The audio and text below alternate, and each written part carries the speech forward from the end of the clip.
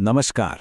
आज हम Robert Greene की बेहद चर्चित और थोड़ी विवादित किताब द 48 लॉज ऑफ पावर के एक बहुत ही दिलचस्प नियम को समझने वाले हैं। ये वो नियम है जो ईमानदारी को एक हथियार की तरह इस्तेमाल करने की बात करता है। देखिए, ये किताब हमें बताती है कि असल दुनिया में पर्दे के पीछे पावर का खेल कैसे चलता है। ये हमें इंसान के स्वभाव की उन सच्चाइयों से मिलवाती है जिन्हें हम अक्सर देखना ही नहीं चाहते।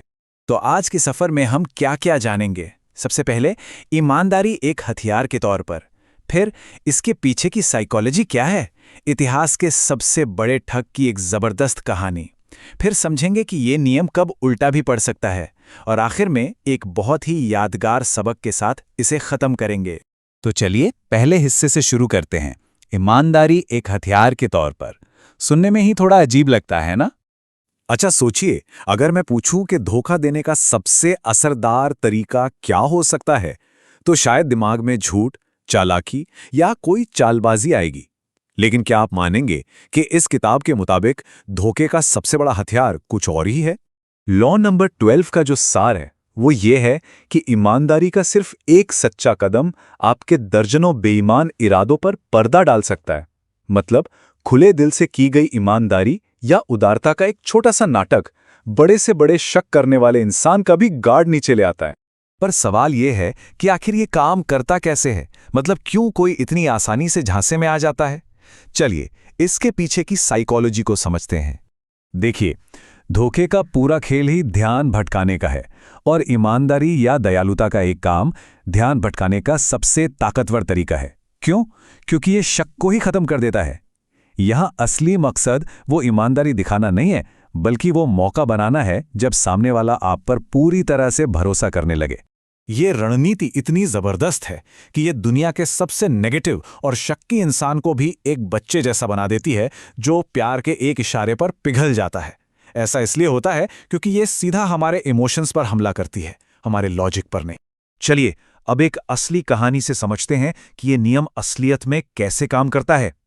ये कहानी है दुनिया के सबसे शातिर ठगों में से एक काउंट विक्टर लस्टिग और उस दौर के सबसे खतरनाक गैंगस्टर अल कैपोन की।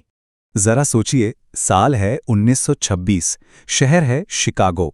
एक तरफ है अल कैपोन, जिसके नाम से पूरा शहर कांपता था, और दूसरी तरफ है विक्टर लस्टिग, एक ऐसा शख्स जो बातों बातों में किसी को भी ठग सकता था। अब देखिए, लस्टिग का प्लान कितना शानदार था। उसने कैपोन से $50,000 लिए और वादा किया कि 60 दिन में 2 गुना कर देगा। पर उसने असल में कुछ नहीं किया, बस पैसे को एक सेफ में रख दिया। 2 महीने बाद वो कैपोन के पास लौटा और सारे पैसे वापस कर दिए, ये कहते हुए कि माफ करना, मेरा प्लान फेल हो गया। और नतीजा, कैपोन उसकी इस ईमानदारी से इतना इंप्रेस हुआ कि उसने इनाम के तौर पे लस्टिग को $5,000 दे दिए। वो अल कैपोन, जो किसी पर भी भरोसा नहीं करता था, वो हैरान रह गया। उसके मुंह से निकला, हे भगवान, तुम तो ईमानदार हो। कैपोन ने या तो $1,00,000 की उम्मीद की थी, या फिर ये कि उसके सारे पैसे डूब जाएंगे। पैसे का ईमानदारी से वापस मिलना उसके लिए एक बहुत बड़ा शौक था। और ये $5,000, यही तो लस्टिग का असली निशाना था। उसने $1,00,000 के बड़े धोखे का लालच देकर बिना कोई रिस्क लिए $5,000 कमा लिए। ये चयनात्मक ईमानदारी का एक परफेक्ट एग्जाम्पल है। तो लस्टिग ने ईमानदारी का इस्तेमाल करके दुनिया के सबसे बड़े गैंगस्टर को भी मात दे दी। लेकिन क्या ये रणनीति हमेशा काम करती है? असल में नहीं। चलिए देखते हैं कि ये नियम कब और क्यों उल्टा पड़ सकता है। यहां यह समझना बहुत जरूरी है कि रणनीति हमेशा हालात के हिसाब से बदलती है। कैपोन के मामले में ईमानदारी इसलिए काम कर गई क्योंकि उसे इसकी जरा भी उम्मीद नहीं थी। लेकिन जब लस्टिग ने एफिल टावर को बेचने की कोशिश की, तो खरीदार ये मानकर चल रहा था कि सरकारी अधिकारी रिश्वत मांगेगा। तो वहां लस्टिग ने थोड़ा बेईमान बनकर दिखाया ताकि वो असली लगे। मतलब साफ है, सामने वाले की उम्मीदों को समझना जरूरी है। तो इस पूरे विश्लेषण से हमें क्या सीखने को मिलता है? इसे समझने के लिए एक बहुत ही अच्छी मिसाल है। ये जो लॉ नंबर 12 है ना, ये बिल्कुल एक ट्रोजन हॉर्स की तरह है। आपकी जो असली चालाकी है वो ईमानदारी के एक शानदार तोहफे के अंदर छिपी होती है, और ये तोहफा इतना अच्छा लगता है कि सामने वाला शक करना ही भूल जाता है और अपने किले के दरवाजे खुद ही खोल देता है। तो इस नियम के मुख्य बिंदु क्या हैं? पहला, सही समय पर दिखाया गया एक ईमानदार कदम शक को खत्म कर देता है। दूसरा, ये आपके असली इरादों से ध्यान भटका देता है। तीसरा, ये तर्क के बजाय भावनाओं पर काम करता है। और चौथा, ये आपके विरोधी के सुरक्षा कवच में एक छेद बना देता है।